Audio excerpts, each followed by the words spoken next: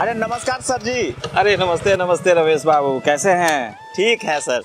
वाह वाह, प्रभु की कृपा है। मतलब काम काज खेती बाड़ी सब बढ़िया चल रहा है।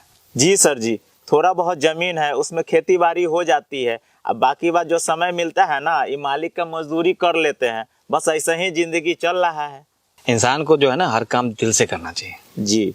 लेकिन बच्चा सबके पढ़ाई पे ध्यान नहीं दे रहे हैं आजकल आप। जी, स्कूल तो जाता ही है और ट्यूशनों लगा के रखे हैं।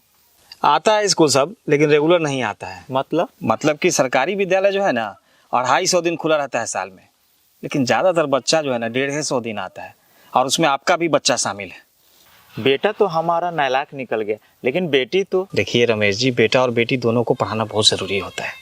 अच्छा रमेश जी, एक बात बताइए, यदि कोई जानवर आपका आवारा निकल जाए तो क्या करते हैं? उसको खुला छोड़ देते हैं? अरे नहीं सर, उसको नाथते हैं, मतलब सीधा करते हैं। मतलब कि जानवर को सही करते हैं जिसके साथ आपको 5-10 साल रहना है, लेकिन बेटा को सही नहीं करते हैं जिसके साथ आपको पूरा बुढ़ापा बिताना है। और आपकी बेटी तो पढ़ने में भी तेज है, लेकिन उसको आप लोग घर के कामकाज में फंसा के रखे रहते हैं। हम लोग किसान हैं सर जी, खेती बाड़ी का भी काम काज रहता है। अरे उस काम में आप लोग बच्चों की मदद सुबह शाम या छुट्टी के दिन में भी तो ले सकते हैं, है कि नहीं? ये तो हो सकता है। और सबसे आश्चर्यजनक बात बताएं, जी।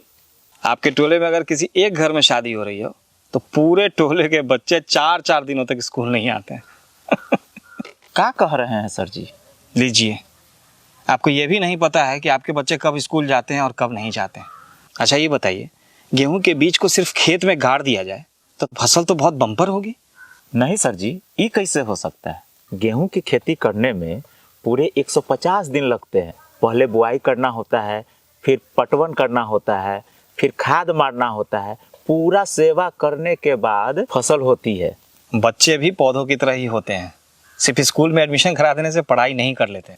आपको ये व्यवस्था करनी पड़ती है कि वो रेगुलर स्कूल जाएं, उनके पास किताबें हों, पोशाक हों, और वो घर पे भी सुबह शाम पढ़ाई करें, तब जाकर के उनकी पढ़ाई कंप्लीट होगी। नहीं तो आधे अधूरे तैयार फसलों की तरह उनकी पढ़ाई भी आधी अधूरी रह जाएगी। वो तो ठीक है सर जी, लेकिन हम सोचते हैं कि न रोज जाएगा तो कहियो कहियो चल जाएगा, यही कुछ सीख जाएगा। आप समझे नहीं रमेश जी।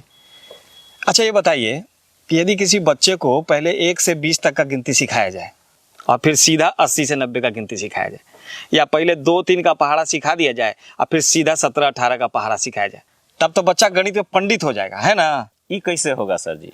जी ठीक उसी तरह यदि बच्चे 2 दिन स्कूल आएंगे और 2 दिन नहीं आएंगे तो उनकी पढ़ाई पूरी तरह से नहीं हो पाएगी, क्योंकि वो आधा एक पार्ट का पढ़ेंगे तो आधा दूसरे पार्ट का पढ़ेंगे। इसीलिए तो हम ट्यूशनों लगा रखे हैं। अच्छा ये बताइए, 8 कट्ठा खेत को पटाने के लिए कितना देर पंपिंग सेट चलाना पड़ेगा? वही 3-4 घंटा। यदि 1 घंटा पंपिंग सेट चलाएं तब तो खेत एकदम पूरा पट जाएगा, फसल बम्पर हो जाएगा, है ना? क्या कह रहे हैं सर जी? फसलें नहीं होगा। जी ठीक यही बात ट्यूशन पे भी लागू होती है। ट्यूशन सिर्फ 1 घंटे का होता है, जिसमें स्कूल में पढ़ी हुई बात का रिवीजन हो सकता है, लेकिन स्कूल जो होता है वो 7 घंटे का होता है। उसमें हर विषय की अलग अलग घंटी होती है, अलग अलग शिक्षक होते हैं, हर पाठ को बहुत ध्यान से धीरे धीरे करके पढ़ाया जाता है, तब जा करके बच्चे को समझ में आता है। लेकिन उसके लिए बच्चे को स्कूल रेगुलर आना होता है। सॉरी, लगता है कि हम आपको भाषण दे दे करके बोर कर दी, है ना? अरे नहीं सर जी, आपने तो मेरी आंखें खोल दी। जब हम लोग अपना पालतू पशु पौधों सबका इतना ख्याल रखते हैं तो अपने बच्चों का ख्याल क्यों नहीं रखेंगे?